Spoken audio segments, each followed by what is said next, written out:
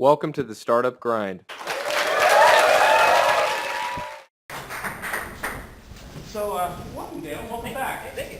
So this is actually the second time I've talked to Dale. Actually, I have to say, the first time I met you, I remember thinking afterwards, like, what a happy guy. Just what a happy guy. And I was just thinking, well, he should be happy. He just sold his business for, I don't know how much, I don't even know if you can tell how much money. And then I talked to a few people that actually work for you. And you know, Dale was always that happy. And why not, right? Life's too short to not be happy. So, usually what I would like to start off with is like, get the people to know where you come from. So, where did you come from, and I mean, where are you from, and what did your parents do? Well, I was born in the Bay Area in Walnut Creek. My dad was a certified public accountant, and my mom was a stay-at-home mom. And It's our Fireside chat. oh, that's no.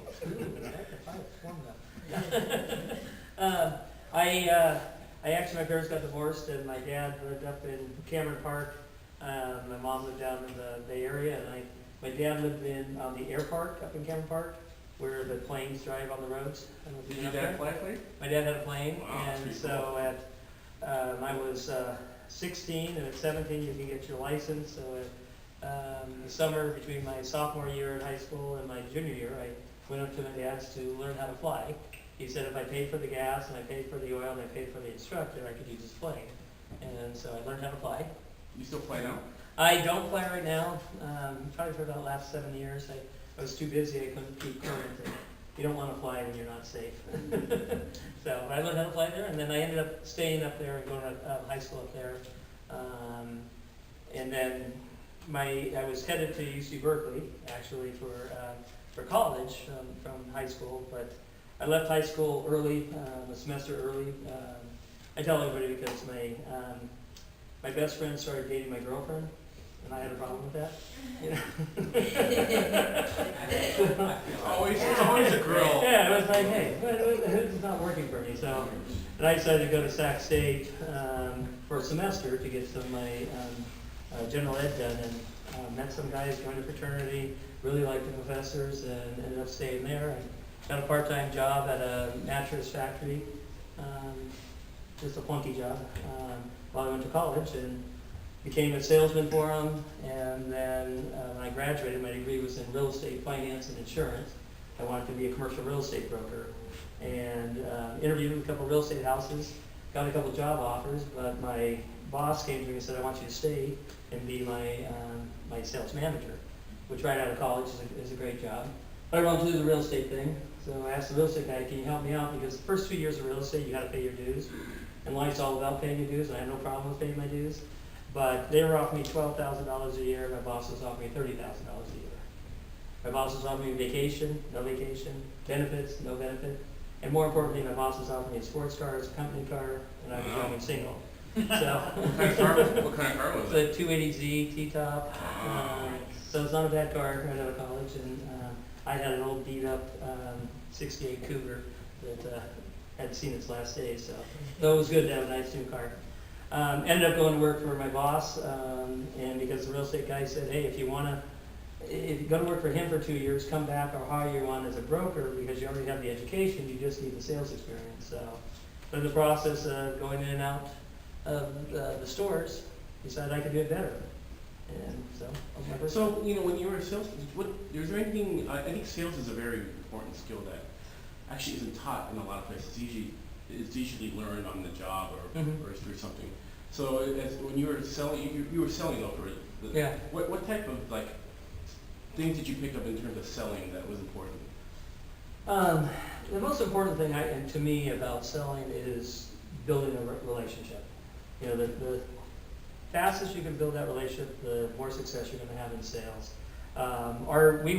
Sleep Train we were very dedicated to sales. So to work at Sleep Train, to sell on the floor, you had to go to class first. It took 6 weeks of class before you went on the floor to sell. You mean a class that we built. So you had a 6 week sales training? Yeah. Wow. Because we wanted people to understand, because we were selling mattresses. If you look at your mattress, they're all rectangles, right? But one was $500 and one was $5,000. why should I pay $5,000? You needed to be able to answer that for the customer and be able to share what were the benefits that the customer received from that and what bed was right for them. And so in order to understand how to do that and understand how to know what different issues like lower back problems, generally, you want a softer bed because it's going to fill in that gap a little more. Upper back problems probably need a more firmer bed typically, different things like that. So we have a whole training, and it was all about that. But in hiring, I will tell you that my sales team who did the hiring, they would tell you that they were, I think at one point they said they were 93% accurate, that within the first 8 seconds of meeting the applicant, they knew if they'd be successful or not. Is it just an intuitive thing, or do they? It's the engagement. Okay. How quick did they engage? Like several of you I talked to here, and your engagement, your ability to come up and say hi, to introduce yourself, to tell me what you were doing, to do that. That engagement is what will sell you. To be able to engage somebody right away, and not be afraid to talk to anybody. So it doesn't matter how old they are, or where they are, or what they've done. You should be able to talk to anybody and say, hey, this is who I am, and let me tell you about what I'm doing, and what I want to do, and what you want to achieve, and what you're doing. So one of the things you said is one of the keys of sales is building a rapport, and I'm just thinking in a retail situation that you don't have a lot of time to build that rapport. Is there a technique? Yeah, it's understanding and being empathetic to what is the customer's need, what is your client's need, what is your customer's needs, understanding what are they looking for, and then finding how can you solve their problem. If you're selling them, you're not going to win. You never win by just selling. You win by solving their problem. And so if you're looking to say, I'm here to solve your problem, let's figure out what you need. You sell apps, or you make apps, right? So you're about let me figure out how to get your app on the market faster. Yeah. And actually, I've learned that they're not looking for an app. I can't it's not like a car salesman or I can sell it. I have to. Right. The advantage of mattresses, though, you don't walk into a mattress store unless you want a mattress, right? It's just not something that people go, oh, I want to go to a mattress store. They pretty much come in because they want to buy it. Okay, so I was kind of digressing in the sales part, which I think is actually a very important topic.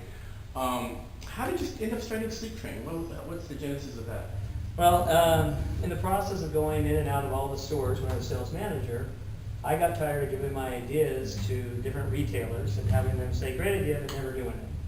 How many of you have had great ideas with friends, family, whatever, and you know that it's a great idea, but they all say, yeah, but they never do it, right? We all have.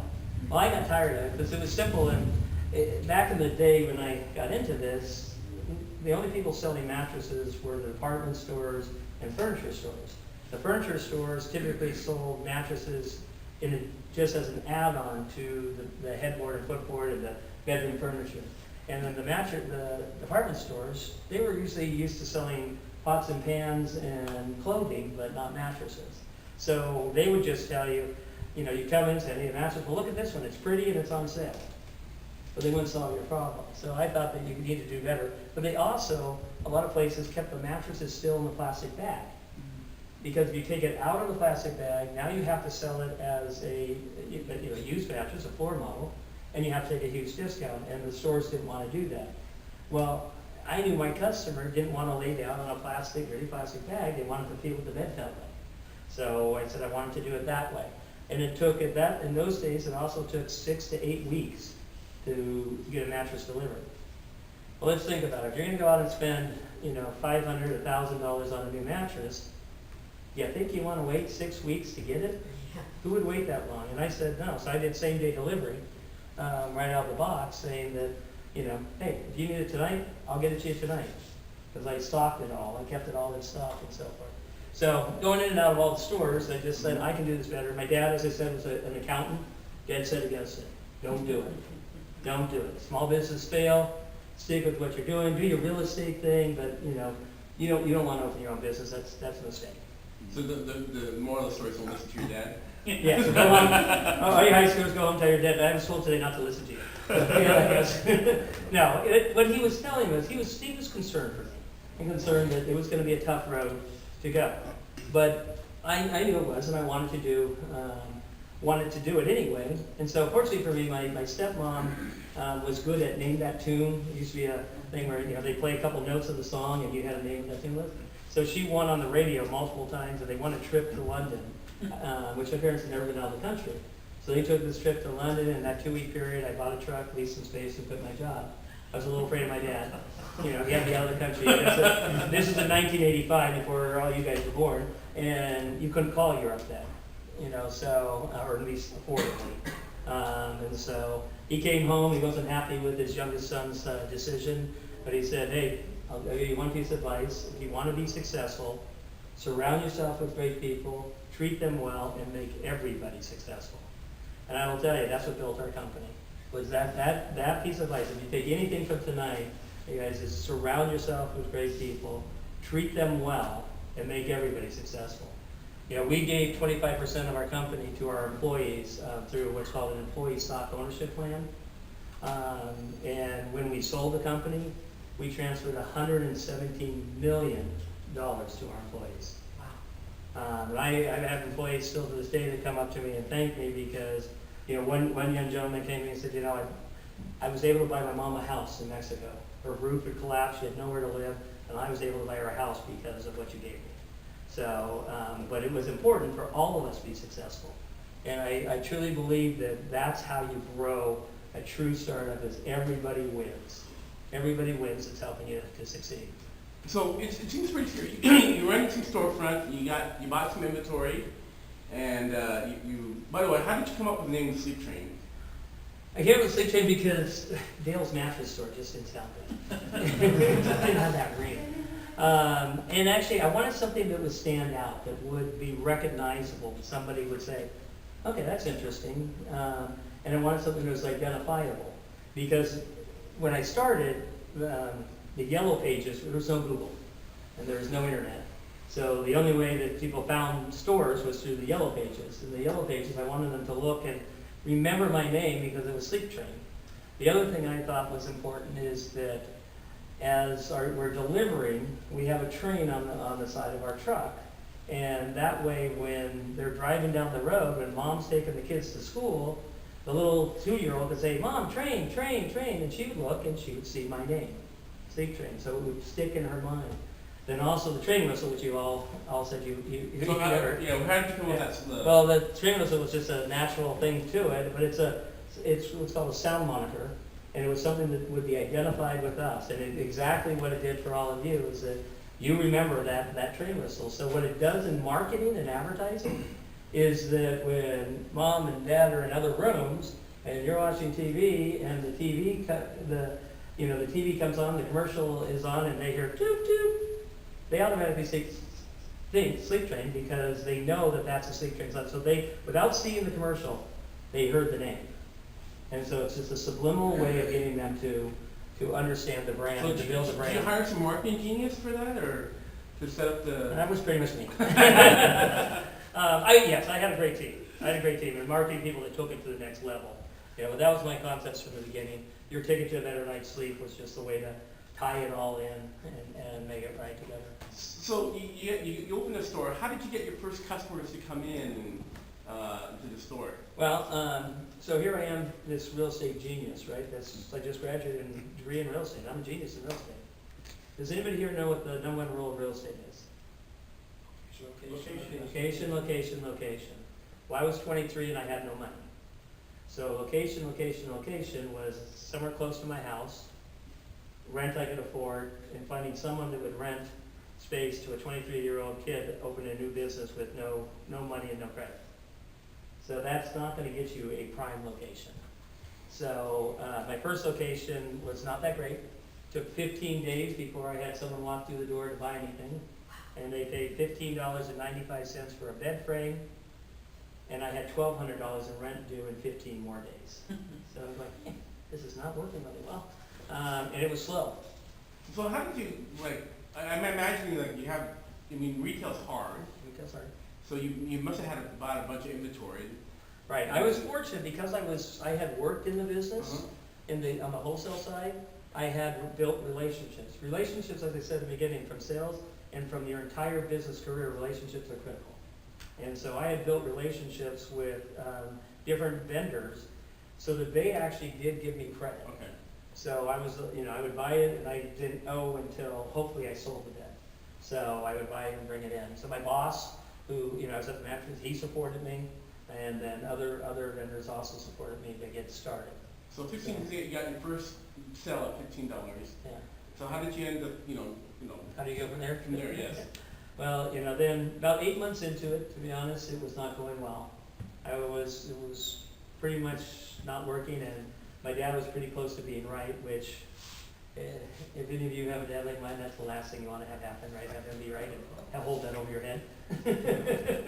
So my dad was great, but I didn't want him to be right, so I figured I had two options. I could either fold and just call it quits and acknowledge he might have been right, or I could double down and open a second store, and I figured if I opened the second store, I could either make it work, or I go broke twice as fast, and it'd be over. I had bought a house when I went to college, and when I was in college, I was able to buy a house. It was a divorce sale, and so I got a real good deal on the house. And I had my total payments on the house with interest, taxes, insurance, everything was $599. And I had two roommates. They were paying me $250 a month.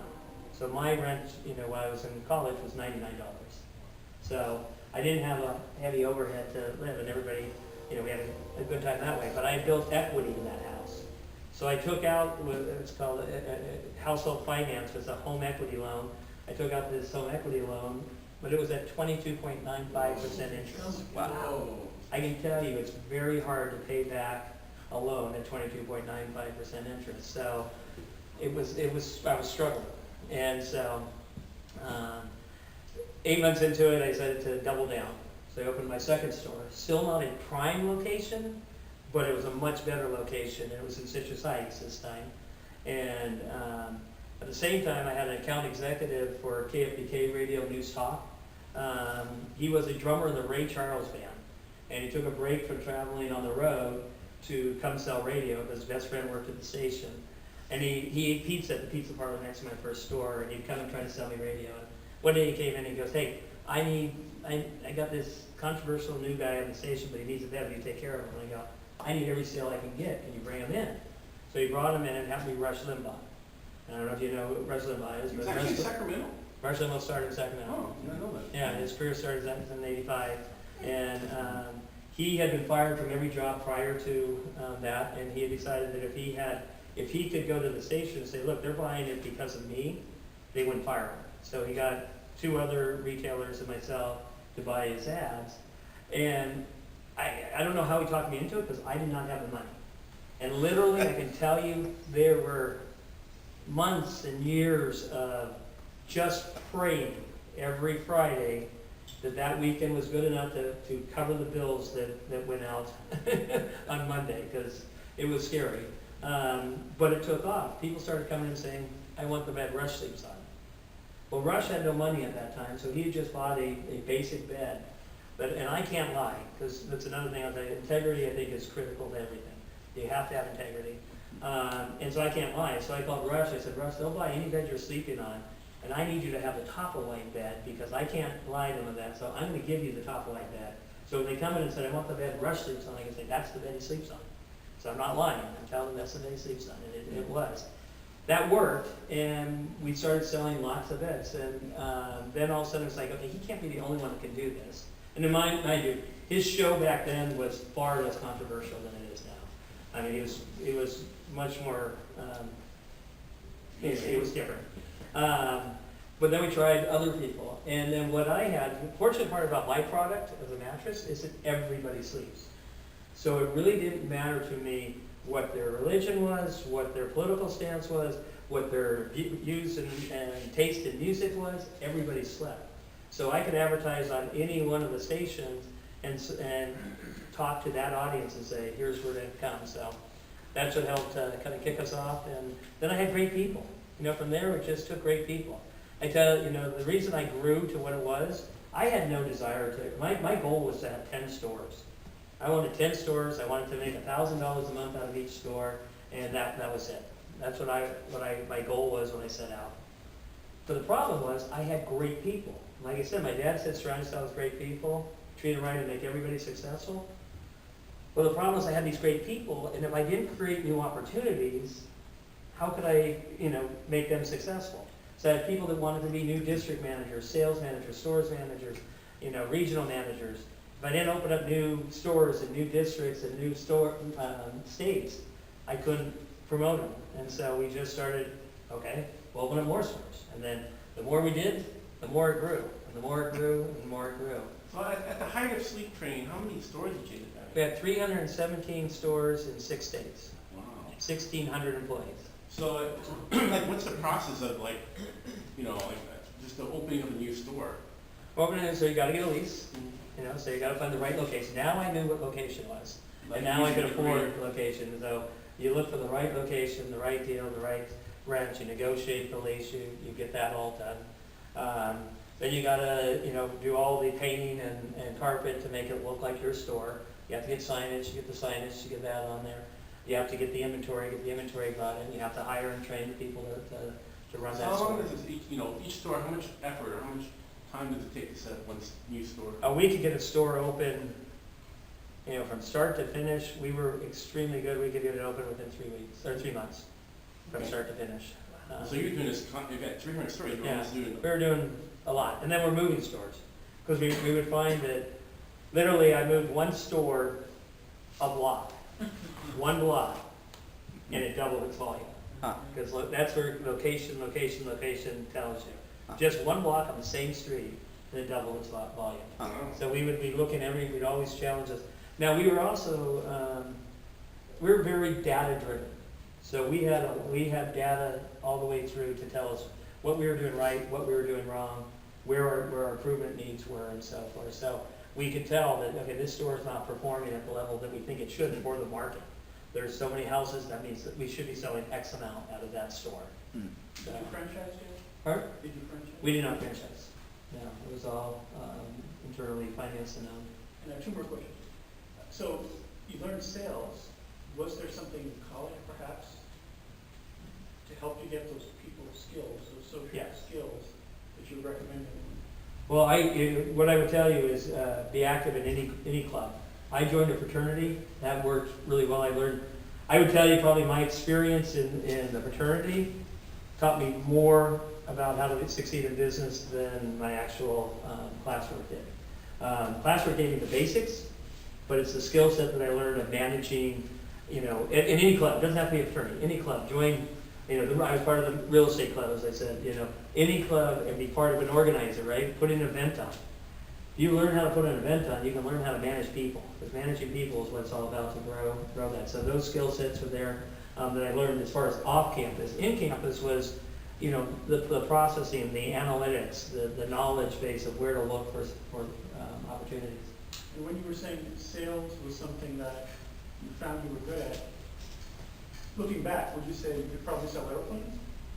I mean, you might the biggest. Sales is sales. I mean, You've been selling yeah. hot tubs, you've been Yeah. selling. Well, I'll tell, I was talking, who was the young gentleman I was talking to, who said he was very shy, like that. Very shy originally before your class. And he was just saying he came out because of the classwork they did as far as understanding how to be more positive, how to be confident and so forth. Prior to college, I was extremely shy and extremely kind of quiet. No one would know that now. They'd see me talking to groups and so forth, but it would scare me to death to do any of that. But through the process of doing that, then we would tell everybody, because our 6-week sales training is sales. Once you learn how to sell, Always be closing? always be closing, definitely always be closing. And closing means finding the solution. Where people have trouble with salesmen is when they're closing because they're after their own good versus after the customer's good. And that's what we taught the difference in our salesmanship. Our salesmanship was, what is the customer's need? You may make more money selling them this bed than that bed, but if they're not happy with that bed, we won't get their business back again, and we won't get their neighbor's business, and we won't get their brother's business if you don't treat them right the first time. You have one shot at that customer, and the best job you do to solve their problem and make them happy, that's the way you produce more. So one of the things you had mentioned was that your advice was to surround yourself with really good people. How did you attract the really good people? We attracted, it's funny, good people bring more good people around. It's interesting how that goes. But it's also creating the environment. Culture is the other key thing I'll tell you that is critical to success of any business. What is the culture of your company? What do you believe in? What are your values? You know, you went through your values, I think, when you started here. You know, what are the values that you stand by? You know, our number one value is integrity. Because I would only hire people that had integrity. We fired several people that were top performers, selling the most of anybody in the company, and we fired them. Why would you, as a sales organization, fire somebody that is a top performer? You're going to give up money and especially because when you do fire them, do you know where they go to? Your competitor right across the street. So now you just gave your competitor your best salesperson because you fired him. Most people won't do that. We did it because we believe in integrity, and if they were getting there by cheating, by not taking care of the customer, or by manipulating the system, we wouldn't have them. And what we found with that is we attracted more people that believed in integrity. Because what you have, and many of you have probably been in a situation, in the classroom, in a particular situation where you're busting your butt. You're doing everything you can to do it right, and somebody is cheating, and they're getting all the reward for cheating, and you're sitting there going, this isn't right. And what happens to us as human beings, we demotivate them. And we actually drop down our performance. So when we would find all the time, when that person got fired, the performance of everybody else went up. Because they now felt like, okay, I work for a fair company that treats everybody right. Nobody gets favoritism, nobody gets special treatment, nobody is above the rules. And that created that environment where we only attracted people that were of that same quality, that believed in integrity. And everybody else held everybody accountable for it as well. So, and I think last time I talked to you, you had mentioned that you actually, Sleep Train would not hire someone, a competitor. You almost had to start out from scratch. Yeah, that was, now I was challenged on it several times, but my belief initially was I did not want to hire my competitors' people. Primarily because we had our own style of selling, we had our own model, and we had our own culture. And I did not want to dilute our culture and our sales style by bringing somebody else's bad habits in. I wanted them to come in fresh to understand this is how to sell a mattress right. And if it came from someone else and they were learning bad ways of selling, that would not fit in our culture. So we primarily, there's a few exceptions, and a few of them worked out really well, where they would come to me and go, this guy really fits our model, he's really that, or this woman, she's incredible, you'll love her as far as the culture, she's the right mix, bring her in, and you can bring them in. So they had to be the right combination to do that. So, now that's another thing I'll tell you is a challenge, is in our industry, it was tough to get women to come sell mattresses. Because it's an awkward thing, you're in an awkward space selling mattresses.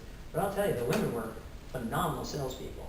If we could get a woman to come in and get trained, they were phenomenal salespeople. So we worked really hard to actually work on our diversity and our growth because we wanted to serve the customer base that we served in all of our different stores. So it was important for us to have that model and to work for that. You know, one of the things I always admire about Sleep Train was you actually have a lot of programs for foster children, or you had a program for foster children. Can you tell me how that, and that almost became part of your, I mean, that was part of Sleep Train's identity. Can you tell me how that came about? Sure. I mean, and this is something I also like you guys to go away thinking is that I think it's important to understand that we are all very blessed. There are a lot of people struggling. You may look at your lives and say, I've got challenges, there's family issues, there's this, there's that, and all that. But in the big picture, if you look around and see other people on the street or people there, you got that. You guys that are in the academy there, I mean, you got great teachers that truly come from compassion and either. So to understand that, understand that the opportunity to give back through your success is critical. If you can give back through your success, that's that. And I was raised that way. I was raised that way from my parents to say, if you succeed, you have to give back. My grandmother was that way. I mean, I learned from her early on that, she always did all sorts of different philanthropy type work. And as little as, just making pancakes at pancake breakfast, type of thing, but doing anything. So when I started, I said, okay, what can I do? I have no money, so I can't really give money. What can I do? What do I have? So it was that internal search that I looked, what do I have? And I realized what I had was access to cheap mattresses, because I was buying mattresses at wholesale. And so they were cheaper than what anybody else could get. And so I looked at that, I said, I had done a research project when I was at Sac State at a group home in Sacramento. And I looked at these kids that were at risk and going through this program and understanding the challenges they're going through and understanding that how important sleep is to education. Because if you're not sleeping well, how do you stay awake in class to learn? And if you don't learn and you don't have your education, how do you succeed? How do you go forward? So I wanted to make sure that young kids could sleep well. And so we started, our first was our Mattresses for Kids program. And I went to my manufacturers, and this is the other thing, don't be afraid to ask. I believe, one of my other things I believe is, you don't ask, you don't get. So don't ever be afraid to ask. Just be respectful if you're turned down. I'm always saying, I get it. But I went to my manufacturers and I said, okay, hey, I need your help. And I had one store at the time. And I said, I need your help. I need you to sell me 10 mattresses at labor and material costs. So no profit for you, but just your costs you covered. And then I want you to give me 10 more. And we're going to give these to at-risk kids. So you started this from day one at store one. You started this, okay? Yeah. Because that's where I was raised. I mean, I wasn't making money, Right. but I still felt I had an ability to bring mattresses to kids. And when I told the manufacturer, I said, look, it's not like these are lost sales for you. No one's going to buy these beds for these kids anyway. So you're going to give them something that will help change the world, because they'll be able to sleep better and they'll succeed more, and let's do that together. So, and then I told them that, hey, let's do this for every store we do. And they didn't know that I'd opened 317 stores. So we were giving away thousands and thousands of beds each year to at-risk kids, new beds too. The other point was, integrity, like I said, was my number one rule, right? So quite often, you see people that pretend to do charity work, but it's not on the same lines of what they're selling. So if somebody comes in and they want to buy a bed for their kid, I would try to tell them the bed that's right for their kid. It's going to give them the right support. What would happen in other stores would be they sell them that, but then they give away the used bed, and they say that was charity, or they give away a cheap version of the bed and say that was charity. Well, to me, you're talking out both sides of your mouth then, because you're telling one mother that this is what your child needs, and you're telling the other mother, oh, they're not worth it, they don't need that much. And I thought that was wrong. So we made sure that our mattresses that we gave away were always of the right, same quality as an adult would sleep on. Because the backs are forming during those formative years, and if you sleep on one of those bad beds, it's bad. So we started that, and then when I bought, I sold, we had iterations of buying companies, selling companies, and so forth through the history. But I had sold some of my stores up in the Northwest, and I bought them back 5 years later. When I bought them back, they had just done a program up there where they had collected items for foster kids in the store. And I was raised that you don't do charity work, you don't announce and publicize your charity work. You do it because it's the right thing to do. But I've been on enough charity boards to understand that the cause needs to be promoted. Your acts don't need to promote it, but the cause needs to be promoted. So this was an opportunity to promote the cause that quite often young foster children do not have new shoes. They have old holy shoes because there's no one making sure they have a new pair of shoes. And so they walk around, you guys know it's like on campus, you're on campus and you've got old shoes. People look at you differently, right? And they, or they give you a bad time, or they, and that's not fair. That's not, and they'll different things. So we wanted them to have new shoes, or they didn't have cleats if they were playing a sport, or they didn't have, the right shoes for a different event. And so we wanted them to have those as well and to bring them in. So we allowed the community to actually participate and bring the shoes in, knowing that we, because we had integrity, would get them out to kids. So we did shoes, we did backpacks, we did school supplies, pajamas. We had a young boy we gave pajamas to. He was a young 7-year-old. And he was so excited that he got a new pair of pajamas, and he's running around, he's got these Superman pajamas on, and he's just so excited. The thing that killed me, though, was he's going, look at me, I'm a Superman, maybe now I can help my mom. Because he wasn't able to help his mom. His mom was struggling, and he was out of the home, and but it was just, for a moment, he had hope and ambition that somehow he'd be able to help his mom. So, because, foster kids are wonderful kids, and as I tell everybody, the thing about foster kids is they did nothing wrong. Absolutely did nothing wrong. They simply had parents that couldn't care for them. And that for one reason or another, and then the system takes over, and our system's unfortunately broken. Most foster kids go through at least 3 homes, to as many as 20. I talked to one gentleman who's went through 100 homes. How hard is that to bounce from home to home to home and not have that security, not have somebody encouraging you, somebody telling you you can make it? And then at 18, we kick them out and say, go be good citizens. So all you high schoolers, just imagine if you had no support, no parents, nobody there for you at 18 to tell you you can succeed, to help you to get going. It's tough. It's tougher. They succeed. We've got lots of cases of success, but it's a harder road.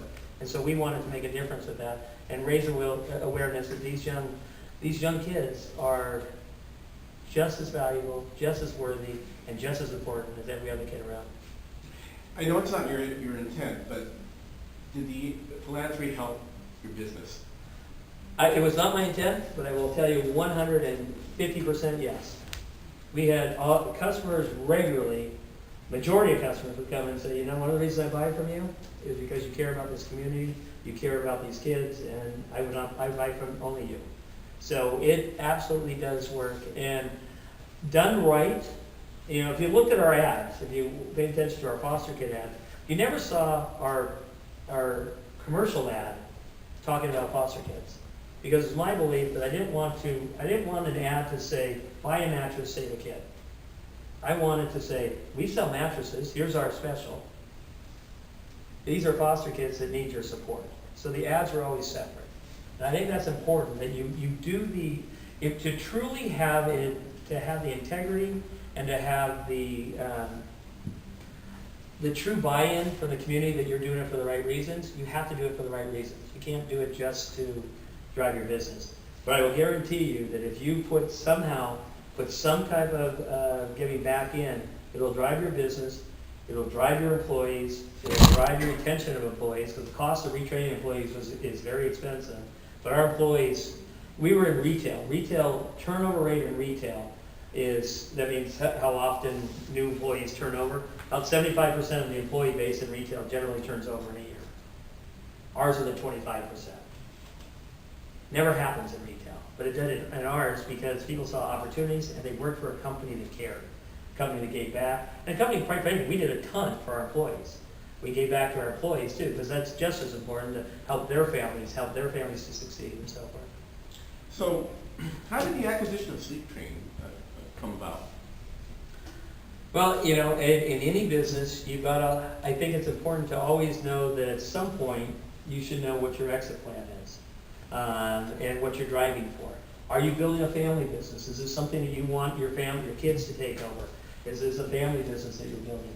Is it a business you're going to build this one up, sell it, go on to the next one? Or is this going to be a career business where you're going to do it for your career and then, you're going to exit at that point? So I always knew that we were not going to be a family business. I have two kids. I have a daughter who just graduated and a son who's a junior at UC Irvine. The kids knew early on that this was not their business, that this was my business. And for me and my wife, that was a personal choice we made. And I'm not saying it's right for everybody, but for us, our decision was for our kids, we wanted them to achieve their goals, their dreams, and their passion. We didn't want them to have to, it's not like any kid, grows up saying, I want to be a mattress guy. It's just not what people think about it. And so I wanted them to do what they want to do. My son wants to be a lawyer and help kids. My daughter wants to do community work and psychology and so forth. That's what their passions are, that they want to do. So they were told, that this is not their business. So with that in mind, you also have to look as you build your company, what does the success rate look like going forward?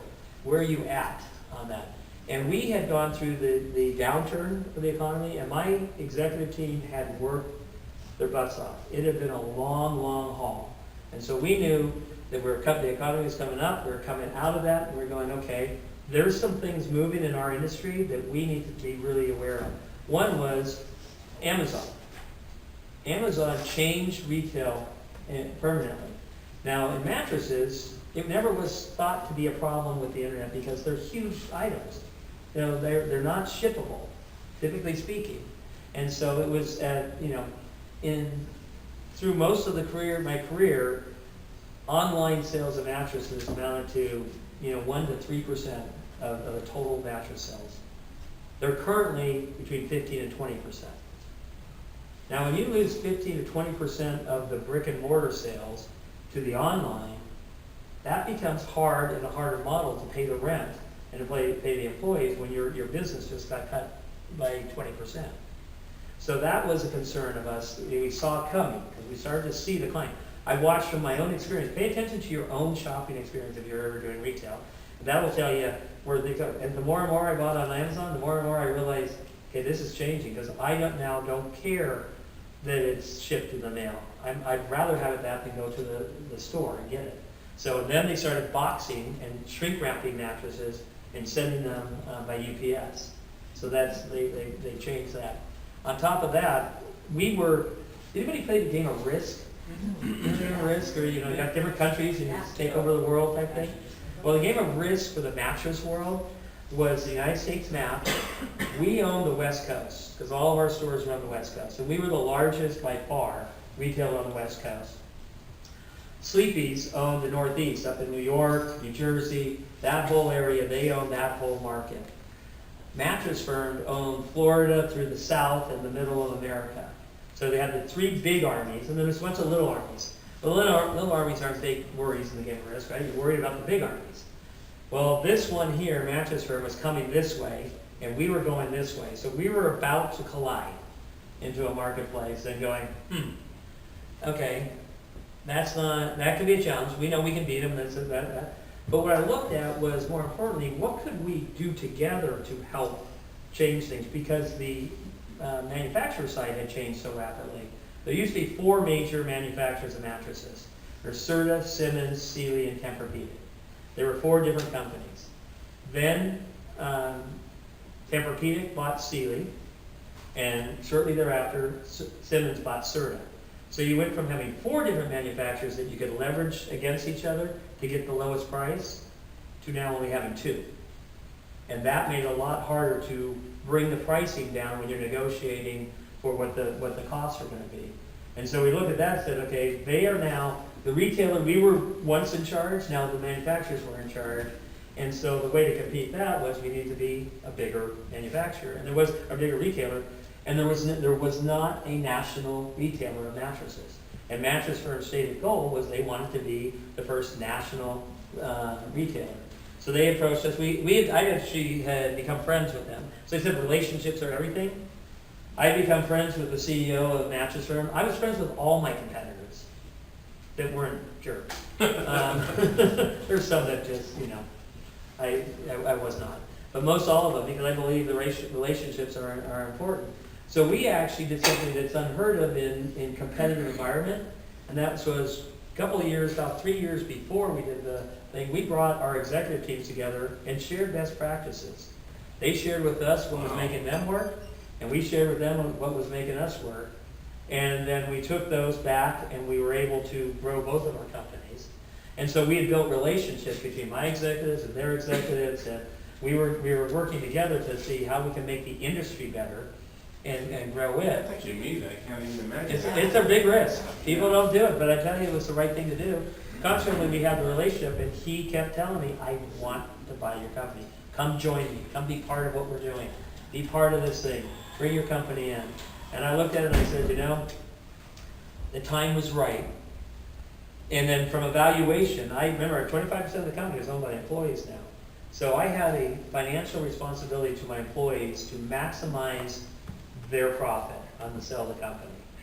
And so this, what's called a synergy sale. A synergy sale is when someone's buying you because they benefit more by buying you than just somebody off the street would benefit. So by bringing us together, we had better buying power, we had all sorts of things that they would benefit from by bringing us together. So you always get paid more with a synergy sale. Now they were also negotiating to buy Sleepy's in the Northwest. And, you know, it was my opinion at the time that whoever sold first would probably do the best. And so I decided it was the right time to bring this together because it was the right thing to do for my employees.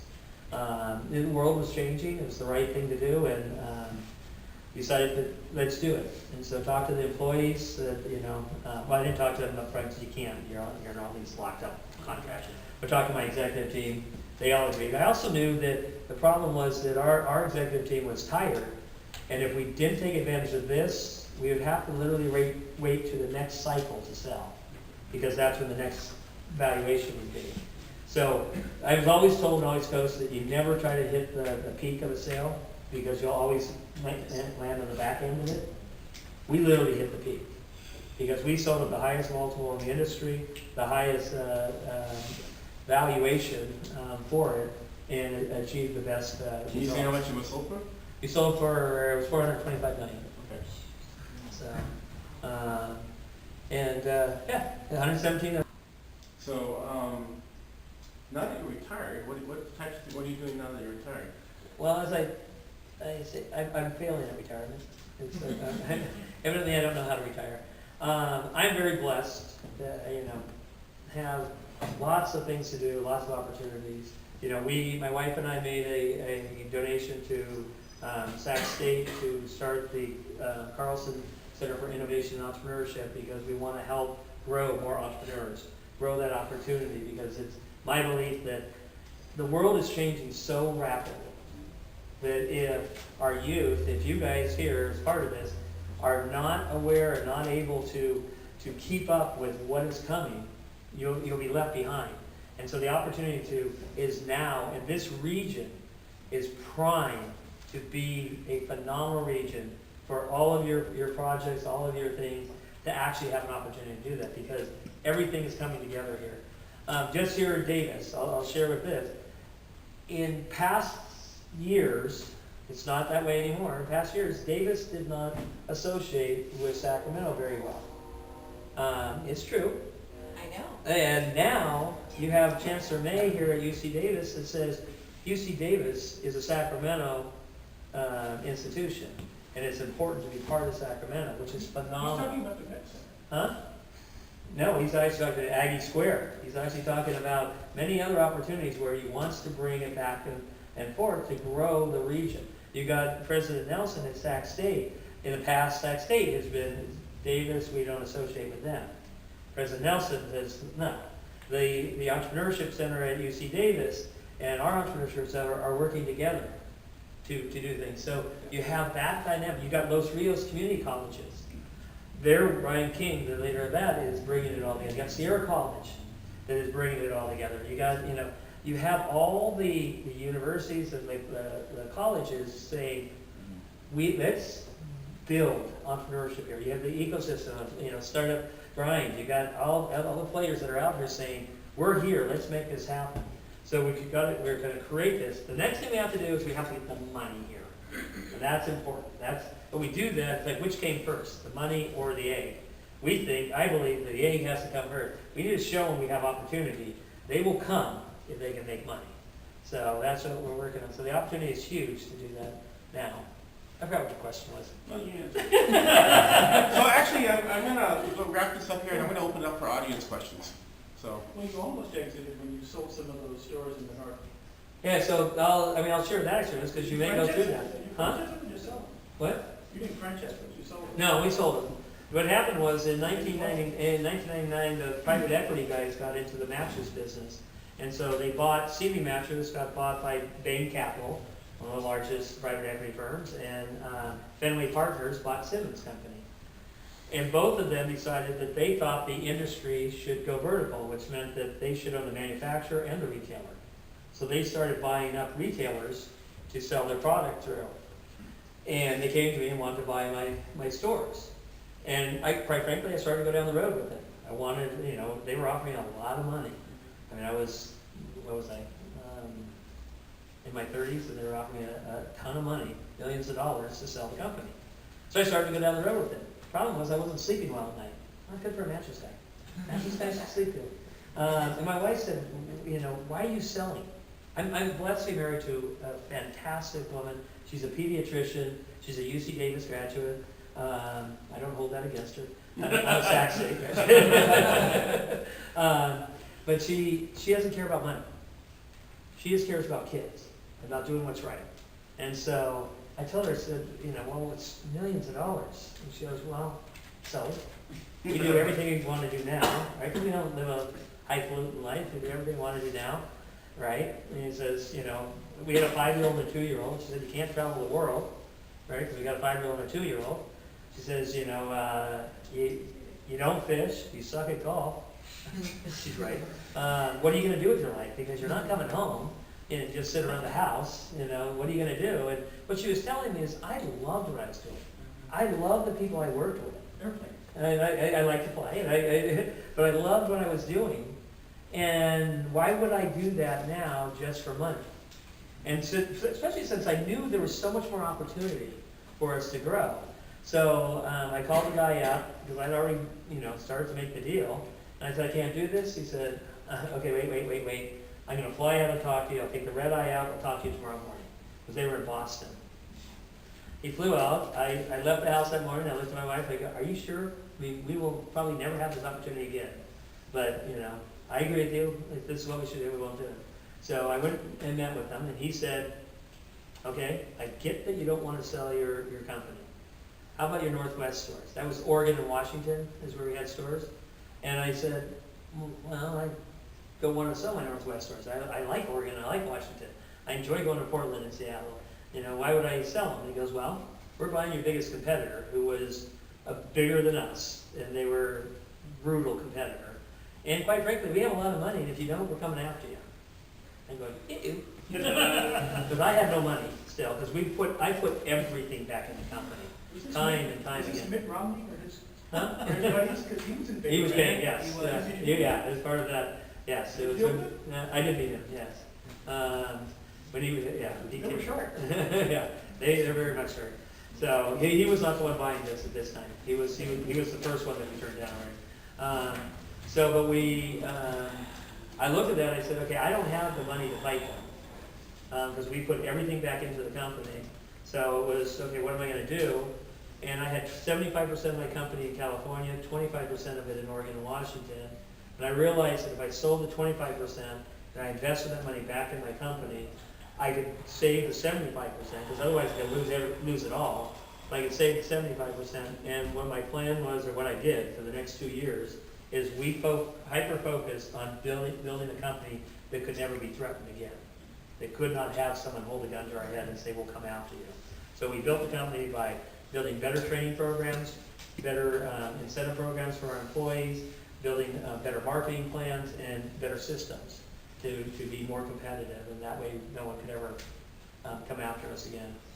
So that's why we sold. Then 5 years later, my covenant not to compete expired, and by this point, we had grown to be that company that we now had the proverbial gun in our hand telling the manufacturer, you need to sell us back our stores, because we want our stores back. So, and then we got the stores back. Now, of course, I bought them back in 2006. And It would have been cheaper 3 years later. yes, would have been a lot cheaper 3 years later, because then the economy crashed. I was actually in Ireland with some buddies at a pub in Ireland, and watched the economy crash on TV, and just said, I may not go home because this is not good. And it was very tough because I had taken my first loan out ever. I had not taken any loans out to that point, but this was a substantial, multi-millions of dollars to buy the company, the stores back. And so I had to borrow money. And we had covenants. Covenants are requirements that banks put on you for what you have to be. And we were paying our bills. We had everything paid, but the banks were putting pressure on us. So it was a very stressful time, very stressful time. I learned a big lesson about debt.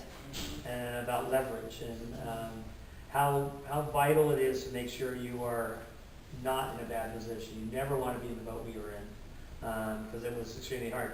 But I will tell you once again, relationships build everything. It was the relationship that I had built with the banks, the relationship I had built with the community, and the relationship I had built with my vendors that got us through those really tough times. You know, if you build relationships with my dad's, one of his other pieces of advice for me was, when you're negotiating, always leave meat on the bone. So many people negotiate to the lowest possible price from who they're negotiating from, and they don't care about their success. My dad always taught me that if you don't care about their success, they're not going to care about your success. So if you leave meat on the bone so you can make them successful, they sure as enough will help you make you successful. So always leave meat on the bone. Now, I've worked with several other companies, one in particular, that did not believe in that philosophy, and when relationships were important, there was no one there to help. And so it's consequently the company, has had major issues because of it. When I had trouble, my vendors were always there to help. Early on, I learned that lesson when I had an employee who stole $50,000 worth of inventory. And I couldn't afford to lose $50,000 worth of inventory because once again, I had no money. And it meant that I was not going to be able to pay my bills. In about 45 days, my cash flow was going to dry up, and I wasn't going to be able to pay my bills on time, which I had never not done. And so I called my vendors. I actually went and met with them, sat down, said, here's my situation, here's my plan.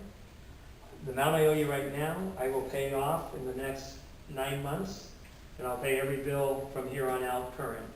But it's going to take me 9 months to pay this off because I've got to build up the cash to do that.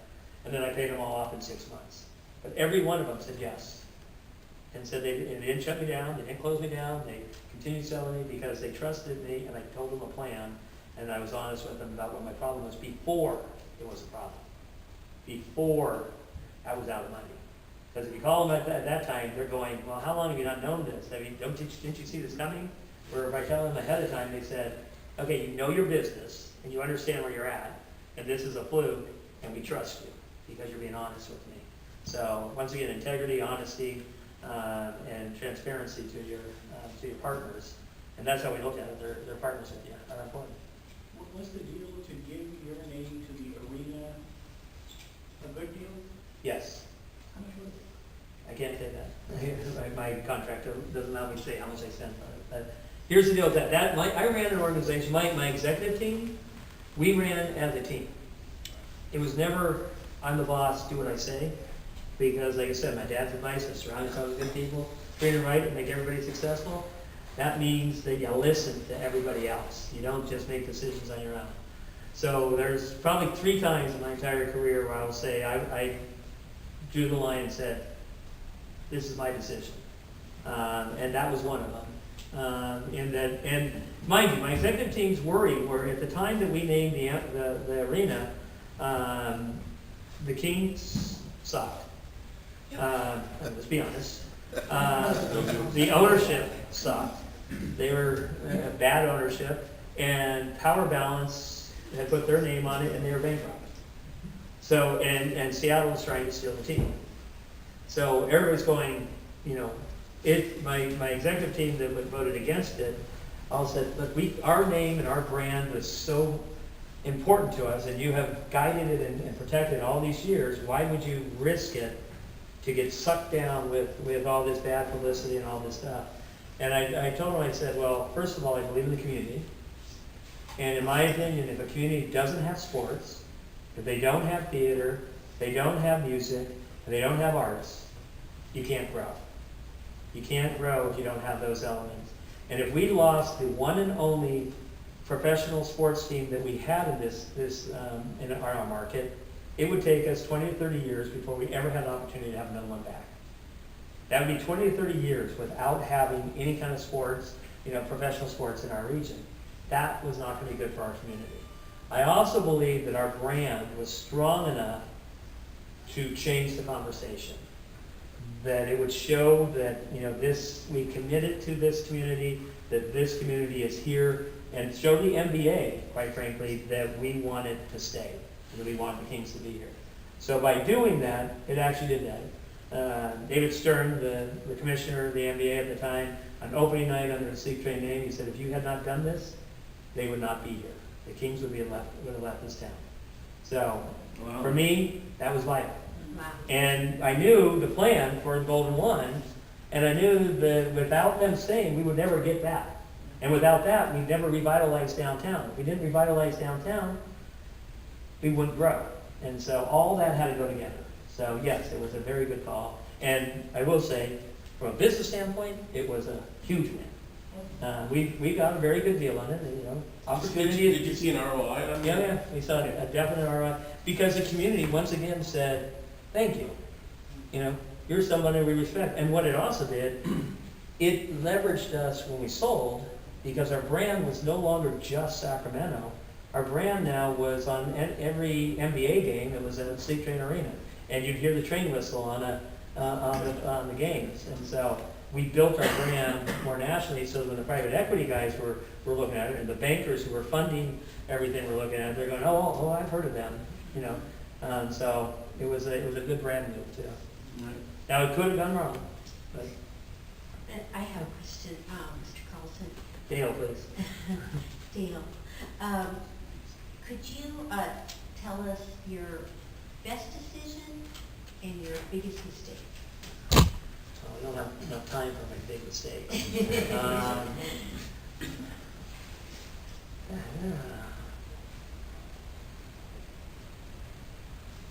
Well, I mean, there's lots of, in the course of the 30 plus years, there's lots of good and bad. I don't know if I've ever narrowed it down to what was the best and what's the worst. I believe that my ESOP decision was huge. The ESOP, giving the employees 25% of the company. I was giving it to them at the lowest valuation because of the downturn, and all my financial advisors said, don't do that, you're crazy. Why are you giving away your company? Why would you do that? And it was my wife and my belief that in order for us to come out of this and come out of this strong, I wanted everybody to win. I wanted the last part of my dad's advice was, and make everybody successful. The best way for me to do that is to leverage this team. And I'll tell you how I got there is that when the economy crashed, we always had what we called a retreat. It was a management offsite. We'd go to Reno for 3 days, and we would look to see what are we doing right, what are we doing wrong, how can we be better. And there was also team building and everything there.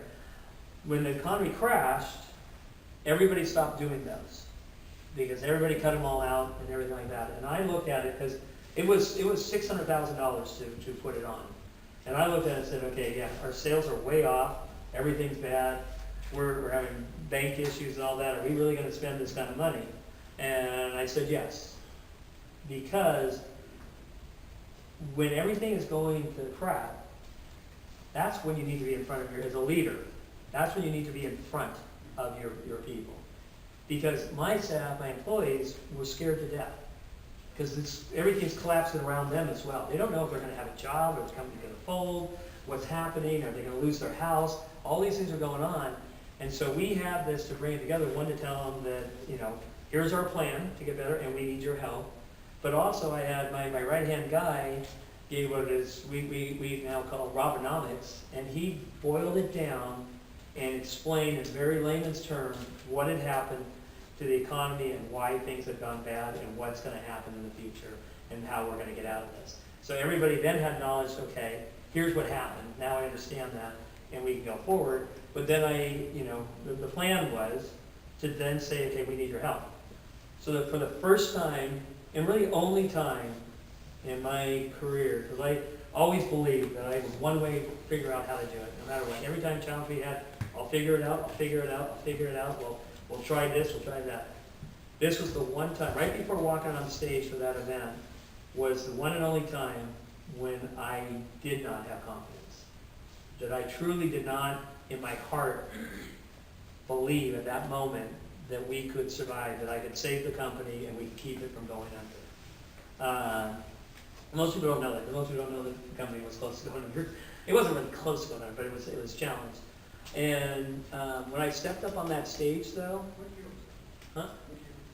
That was in 2007, yeah. When I stepped up on that stage, actually 2008, January 2008. When I stepped up on that stage and I looked out and I saw my employees, my co-workers and everything, I go, oh, there's my solution. It's them. They're the solution. There is 600 people sitting there wanting to know how to do things better. And I told them that we need you. We need your ideas to make this company better. How do we cut costs? How do we increase sales? What do we do? And the knowledge of leveraging all those people is what saved the company. And so it was at that point that we said, okay, they need to own this company because they are the ones that are making this happen. And so it took us another 2 years to get it together and get like this. It's complicated to learn and understand, but that was probably my best decision because the value of the company in 2010 when we did the ESOP to when we sold went up 800%. Wow. Oh my gosh. So we gave away 25%, but our value went up 800% because they now own the company. So The power of ownership. did you get a lot of ideas too? Oh, yeah. Oh, I mean, we changed drastically, and we're a far better company because of it.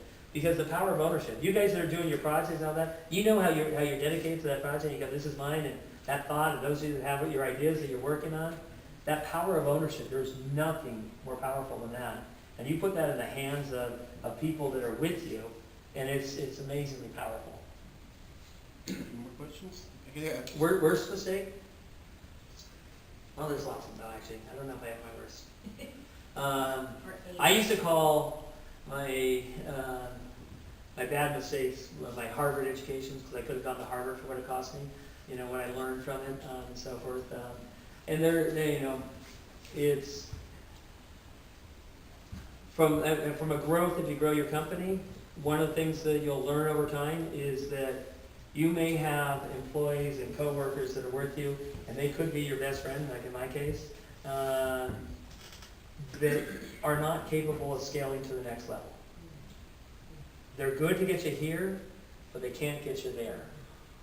And so understanding that and learning it early enough to make the change and not dragging out what is inevitable is a big lesson that I learned, that I waited too long and I let something go too long, because it was hard. The person helped grow the company, help be part of the company, and there were issues and things that happened, and it was time to make that cut.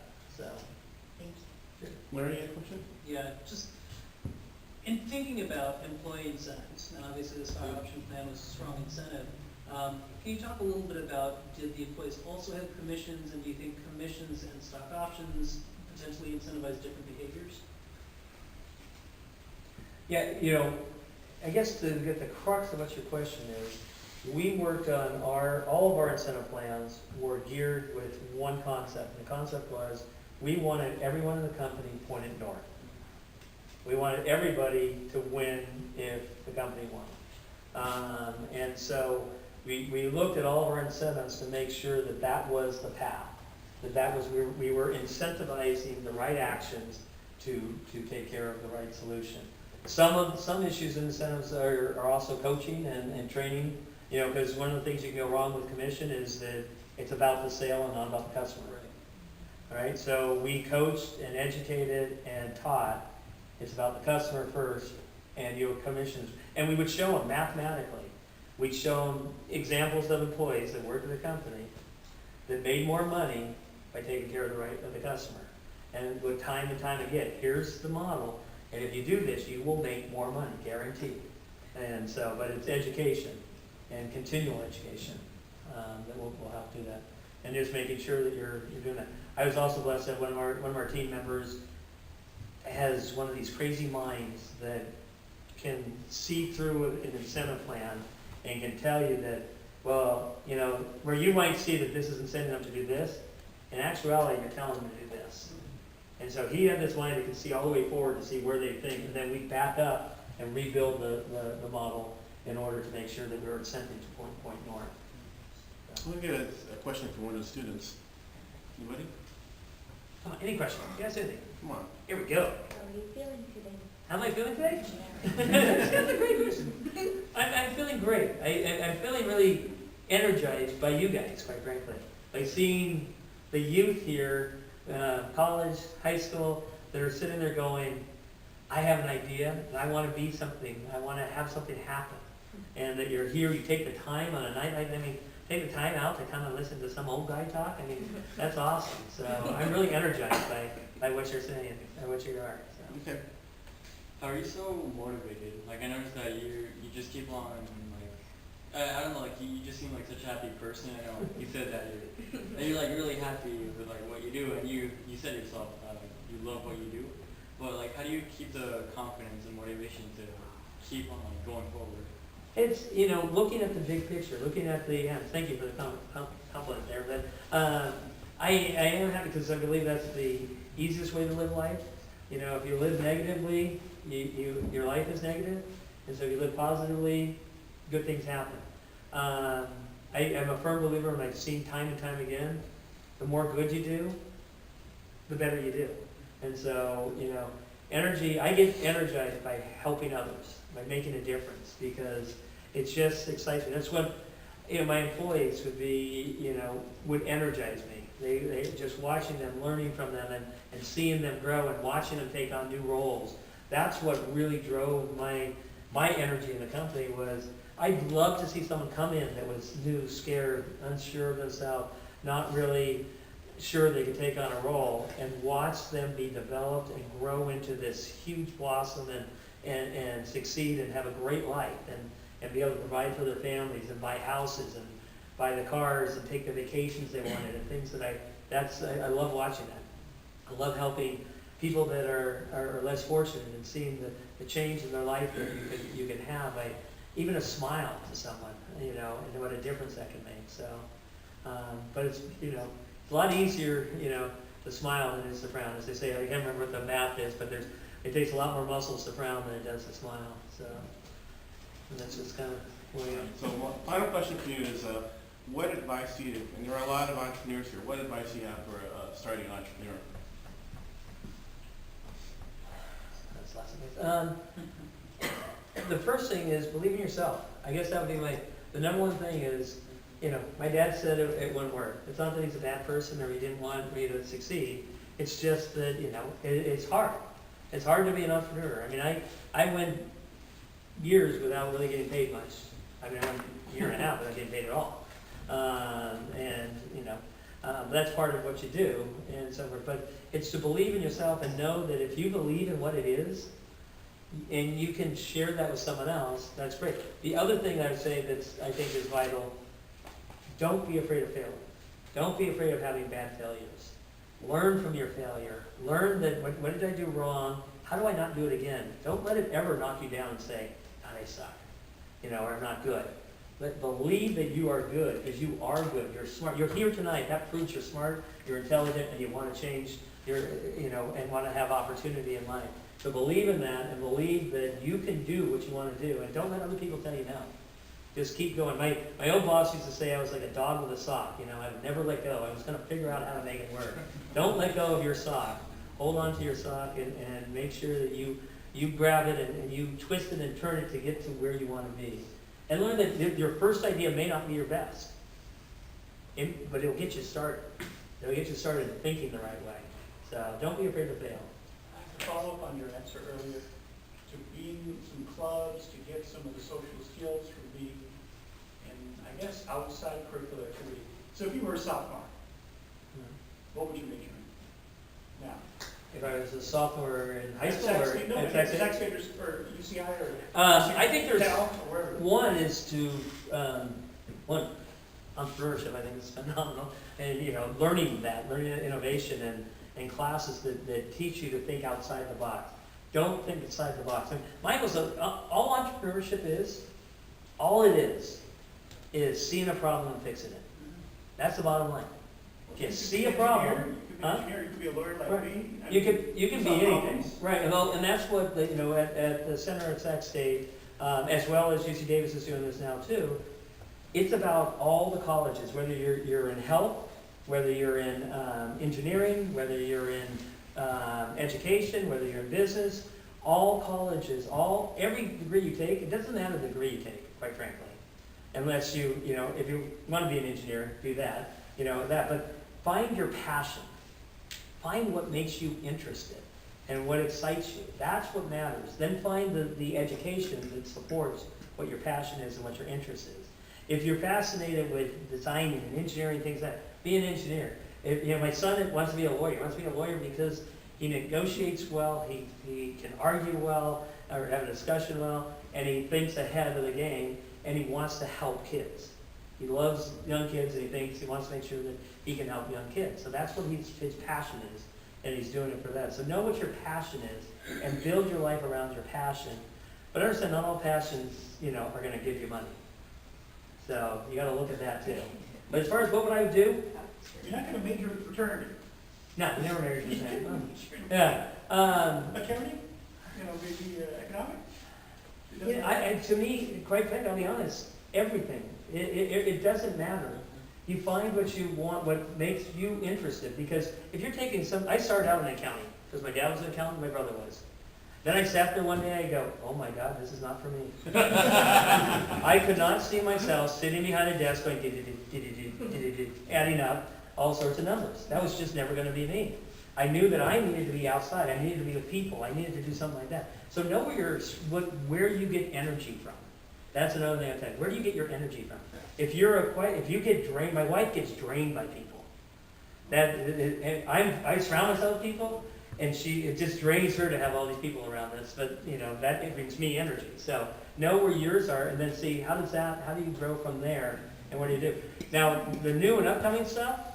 That is where I would be looking. I would look at, quite frankly, I was careful when I finished, but I'd look to see what is out there that's coming. Automated cars. I have a Tesla. So I drove down here and you double click on the thing and it stays in the car lane. It doesn't change lanes. It stays at the right distance behind the car in front of me. Literally, I don't have to have my hands on the wheel. The car drives itself. Which is phenomenal, scary as crap, but but it's phenomenal. That is coming faster and faster. There's more of that. How do you do that? What is space travel? Someone here was you want to go to space. Where we're going there? They got now the first one that they got the first guy paying to go around Mars or around the moon. That's fascinating. There's fascinating things out there. And then there's basic things. You don't have to be the newest and best thing out there. Mine was mattresses. They've been around forever. I made a great living and did a great thing by creating filling a void of how mattresses are sold and how they're done. So look around. Warren Buffett says one of the best things to do is look around and see what you are interested in and what you use, what you like, and what interests you. And then that, you can go build on that and say, there's more people that are interested in that, than just me, and kind of look for those things. Kind of find, but the bottom line, like I said, is find your passion. Find your passion. What really energizes you, and then drive that home. You know what? Actually, I forgot how inspiring you are. So thank you so much for coming.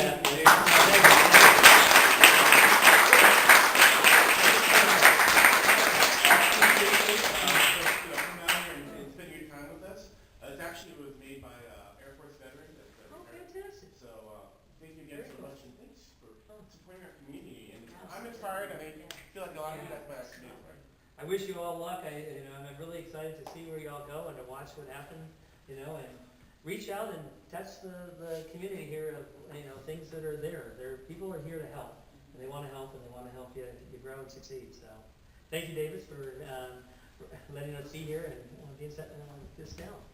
Awesome. Thanks. Appreciate it. Thanks.